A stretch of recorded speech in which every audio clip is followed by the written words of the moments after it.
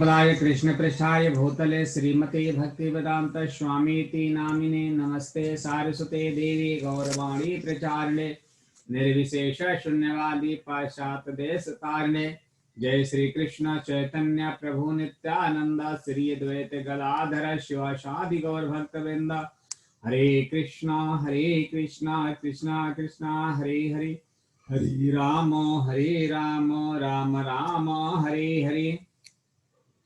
हरे कृष्णा अध्याय 2 और श्लोक संख्या 30।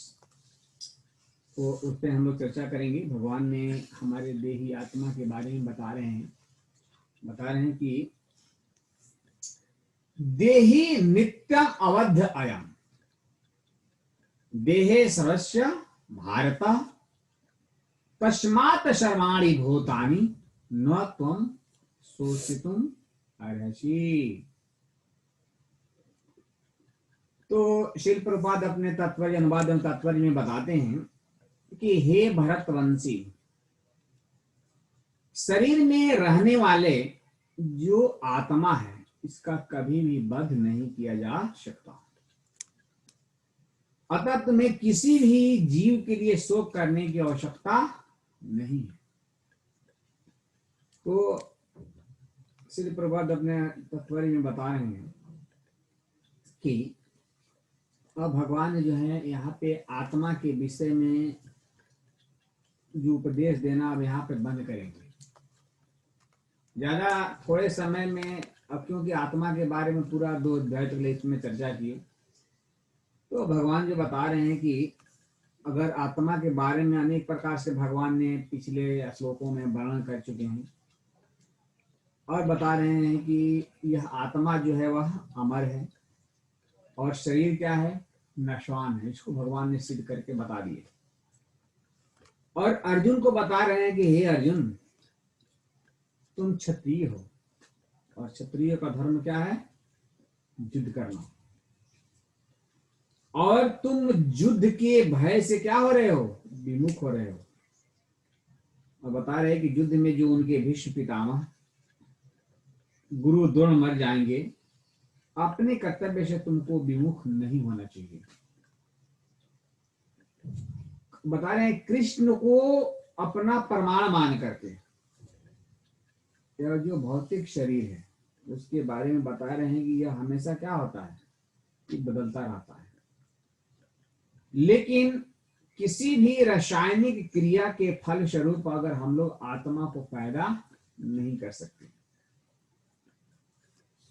आत्मा जो है वह अमर है, तो इसके लिए हमको हिंसा को प्रोत्साहित नहीं करना है, प्रोत्साहित नहीं किया जाता है। फिर भी युद्ध में हिंसा के समय हमको निषेध किया जाता है।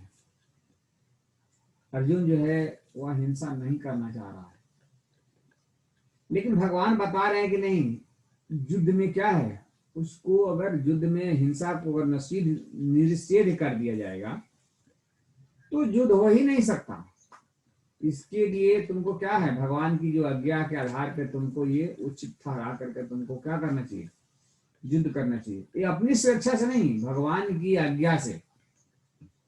तो बता रहे हैं कि देही नित्य अवध्य देही, यह जो आत्मा जो है वह क्या है, अवध्य है, जिसका वध नहीं किया जा सकता। मनुष्य, देवता, पशु, पक्षी, कीट, पतंग इत्यादि अस्थावर जंगम जितने भी पेड़ पौधे जो हैं वो सब जो अस्थावर है उसमें क्या होता है, आत्मा जो है वह अवध्य है, अविनाशी है। अवध्य का 2 अर्थ होते हैं। एक ये होते हैं कि जिसका वध नहीं करना चाहिए, अवध्य। दूसरा अर्थ ये होता है कि जिसका वध नहीं किया जा सकता। जैसे गाय जो है अवध है, उसको किसी भी स्थिति में उसको वध नहीं करना चाहिए, उसको नहीं मारना चाहिए, क्योंकि मारने से क्या होता है, हमको पाप लगता है, हमको दोष लगते हैं, इसलिए हमको गाय को नहीं मारना चाहिए, बहुत बड़ा भारी पाप लगते हैं। और दूसरा जो बताते हैं कि आत्मा के बारे में जिसका वध हो ही नहीं सकता, इस तरह से बताते हैं कि आत्मा जो है वह नाशवान है, इसका कभी भी वध नहीं हो सकता। कह रहे हैं कि तस्मात् सर्वाणि भूतानि न त्वं शोचति मर्हसि, शोचितुम अर्हसि, इसलिए तुमको किसी भी प्राणी के लिए तुमको क्या करना चाहिए, शोक नहीं करना चाहिए। क्योंकि यह जो शरीर है यह क्या है, नाशवान है, विनाशी है, इसका विनाश हो जाएगा। लेकिन आत्मा क्या है, अविनाशी है, उसका विनाश नहीं हो सकता। यह जो शरीर जो यह भौतिक शरीर है वह हर क्षण, हर प्रत्येक क्षण क्या होता है, ये स्थिर नहीं है, हर क्षण वह क्या होता है, परिवर्तन हो रहा है। सर्वाणि भूतानि, सर्वाणि माने सभी, ये बहुवचन शब्द का प्रयोग कर रहे हैं। जितने भी प्राणी हैं सभी प्राणियों के लिए है कि ये लोग क्या हो रहे हैं, इसके लिए कभी भी हमको उनके लिए शोक नहीं करना चाहिए। क्योंकि शरीर जो है वो विनाशी है और आत्मा जो है वह अविनाशी है। जो शरीर है वह विनाशी है क्योंकि वह स्वभाव इसका है कि यह नाश हो जाएगा, वह नाशवान है, प्रति क्षण नष्ट हो रहा है। लेकिन जो आत्मा है वह क्या है, नित्य स्वरूप है, उसका कभी भी नाश नहीं होता है। इस वास्तविकता को जब तुम जान लिए तो तुमको ये शोक करने की जरूरत नहीं है। इस प्रकार जो भगवान जो बता रहे हैं हम लोगों को कि कभी भी हमको आत्मा के लिए शोक करने की जरूरत नहीं है। जिस समय हम लोग पढ़ाई करते हैं तो क्या करते हैं, ब्रह्मा, जीव, पुरुष, प्राकृतिक, जड़, चेतना, माया, अविद्या, आत्मा, अनात्मा आदि के बारे में हम लोग क्या करते हैं, जो दार्शनिक शब्द का लोग प्रयोग करते हैं और इसको पढ़ाई में पढ़ के हम लोग क्या करते हैं, सीखने के विषय में इसको विषय बना करके हम लोग क्या करते हैं, सीखने का प्रयास करते हैं। लेकिन भक्त लोग जो है वो क्या करते हैं, अपने अनुभव करते हैं, उसको कह रहे हैं कि जिस प्रकार से इस संसार में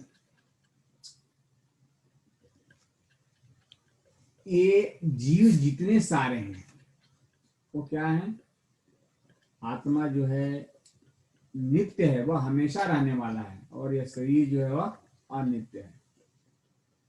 इस प्रकार से बता रहे हैं कि जो भक्त लोग जो होते हैं वो बता रहे हैं कि भगवान के साथ हमको किस तरह से अपनापन करना चाहिए। वास्तविक अपनापन उस वस्तु से होता है जिससे हमारी सधर्मता, एक रूपता हो, जिसके साथ हमारा संबंध नित्य रहने वाला हो, जिससे हम कुछ न चाहें और हमारे पास जो कुछ है वह सब जिसको अर्पित कर दें। ये जो सारे जो चीज है वो भगवान के लिए है, क्योंकि भगवान क्या है, नित्य रहने वाले हैं, और जिससे हम सब कुछ चाहें और जो कुछ हमारे पास रहता है वो क्या करते हैं, भगवान को समर्पित कर देते हैं। और बता रहे हैं कि स्वधर्म यानी अपने धर्म को हमको त्यागना चाहिए, नहीं चाहिए। अभी जो चार बातें भगवान में ही हो सकती है, ये दूसरा किसी में नहीं हो सकती है, क्योंकि जो नित्य है इस संसार में हमारा संबंध जो है नित्य रहने वाला किसके साथ है, भगवान के साथ ही। और दूसरा है जो प्रतिक्षण क्या होता है, बदलने वाला है संबंध। और शरीर के साथ भी हम लोग ये देखते हैं कि वास्तविक जो शरीर है इस शरीर से हम लोग क्या होते हैं, बदलते रहते हैं, चेंज होते रहते हैं, इसलिए एकता नहीं है। और जिसे हम कभी कुछ न चाहें, भगवान से हमको कुछ मांगना नहीं चाहिए, क्योंकि भगवान हमारी इच्छाओं की पूर्ति नहीं करते हैं, भगवान हमारी आवश्यकताओं की पूर्ति करते हैं। इसलिए बताते हैं कि कभी भी हमको इस शरीर के लिए मोह नहीं करना चाहिए।